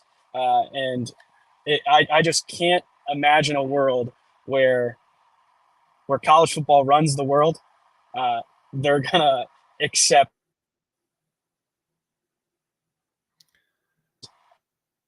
losing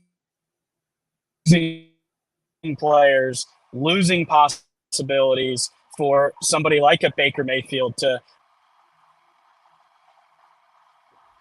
Yeah.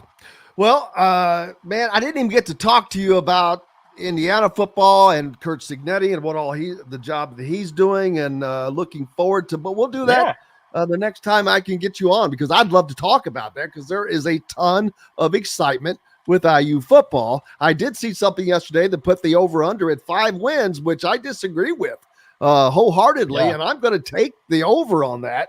But I'd love to talk about that and get you back on next week maybe, and we can talk about some football, because there is a lot to talk about.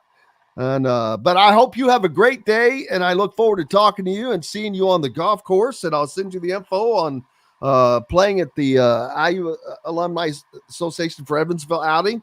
That'll be fun. And congratulations again on the baby and the marriage and everything. It's going well. And we'll talk about your business and all of that next time as well. That sounds good to me. I'm excited to be back on. I feel like now that I'm back, I can start coming on here a little more regularly. So look who's back. Shady's back. My man Mitch. Appreciate you, brother. Mitchell Paige joining us. There you go. Mitchell Paige joining us here on Indiana Sports Beat Radio. Big thanks to Zach Osterman from the Indy Star, Casey Bartley from Boiler Upload, and John, the producer, for keeping us between the white lines. Most importantly, thanks to each and every one of you. We can't do it without you. And we're back on Monday to do it again. I will be up in Indianapolis at Westfield tomorrow watching AAU action in Indiana Elite. I'll have that coverage over the weekend and on Monday. Until then, I'm Jim Coyle. I'll see you on the radio. Thanks for listening to Indiana Sports Beat Radio. Be sure to subscribe to our YouTube page for more clips and team coverage of Indiana basketball, football, and more. You can also find full episodes and tons of other content on thehoosier.com. We'll see you next time for another edition of Indiana Sports